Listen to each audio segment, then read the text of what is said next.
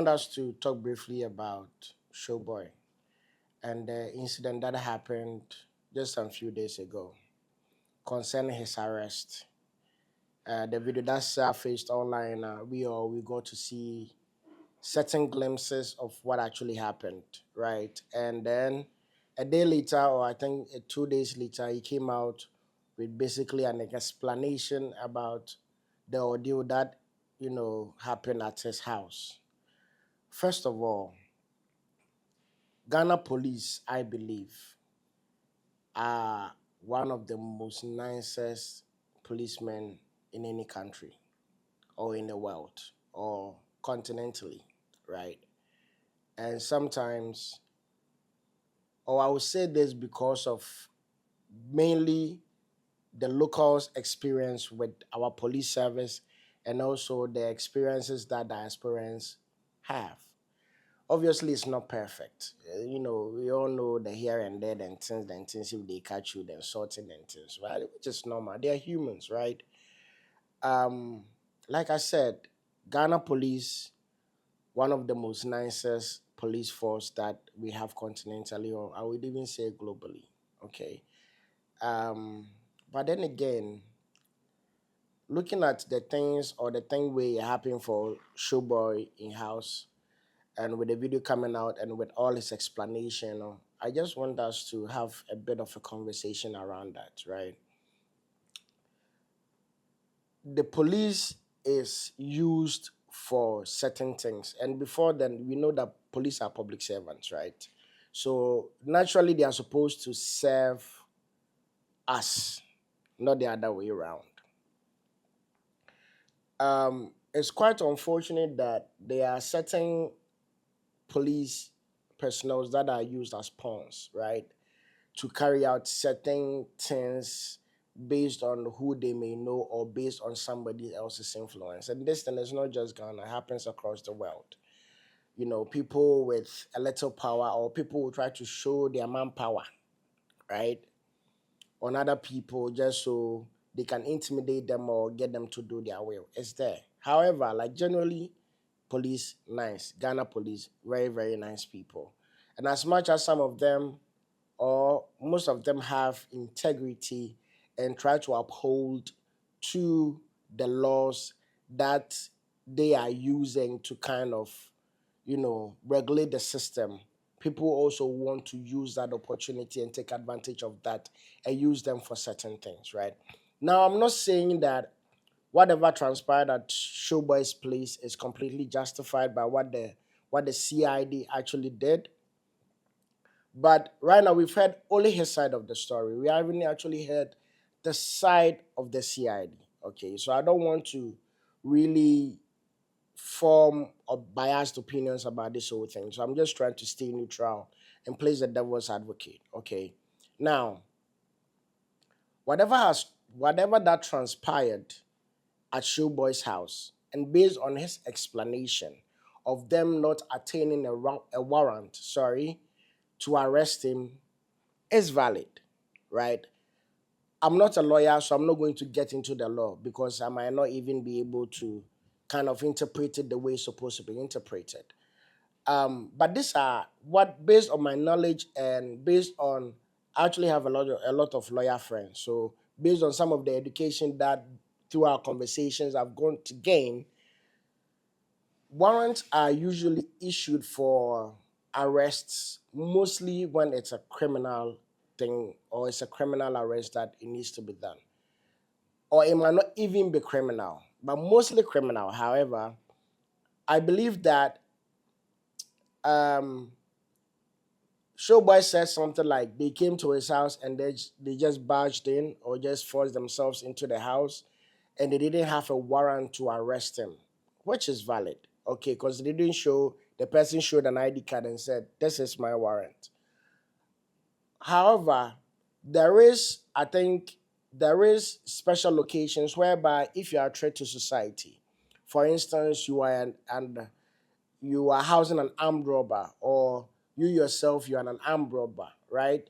Or a murderer, or anything that poses threat to society, police can attain a warrant and come to your house and literally barge in, like literally breaking into your house, because they are one against the person or the culprit who might be in a position to use, you know, lethal uh, lethal forces, or might want to try and then do something to harm the police. So they can just barge in or break into your house unexpected in order to arrest you.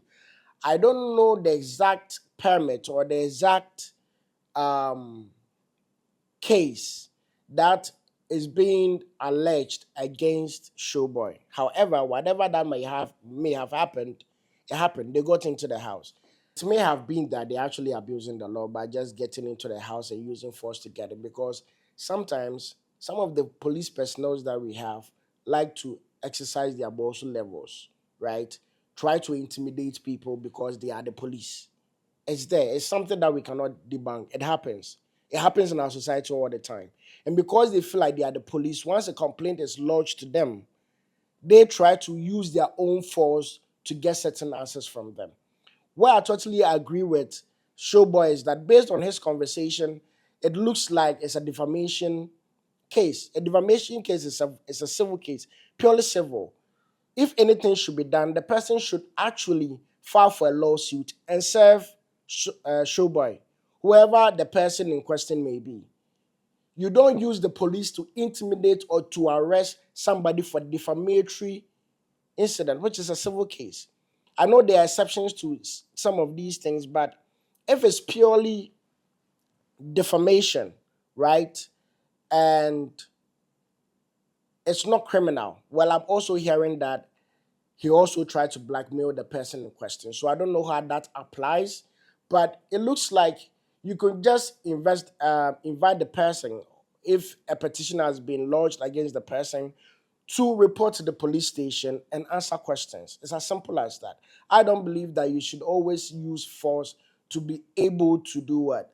To be able to go and then arrest somebody for, because the person knows you, or you know the person, or the person has paid you to do so, right? Because people pay some police personnel to enforce certain level of intimidation on other people so that they can get certain answers, or they can be able to, people, use the police to do their own bidding all the time. It happens, Charlie. We all know that. And we've heard stories about these things, right? Now, what I do not agree with Showboy was him saying something like, um, the police needs to attain a warrant. But even if the case is being lodged against you, the police should be able to prove beyond reasonable doubt. Sorry, the police need to kind of prove beyond reasonable doubt that you've actually done it before a warrant is issued for your arrest. Bro, that one day you are wrong. Minia danko, and unko de wati. To be honest, it's the court that proves people whether they are guilty or they are innocent by prosecution or defense, proving beyond reasonable doubt their cases. It's the law and it's the court that does that. Police only arrest to investigate and process issues to court. So you can't tell the police, or you can't tell us, the public, that the police should be able to kind of beyond reasonable doubt, to be able to come and arrest you, and I say to be able to attain a warrant to come and arrest you. That one day, they. But actually, if what I'm hearing with the allegation and everything, it be like say you now you go they blackmail the person, aside the defamation issues there. Maybe a little force, is likely to be, you're supposed to force. I don't know if they beat you or they brutalize you or whatever. That is totally wrong.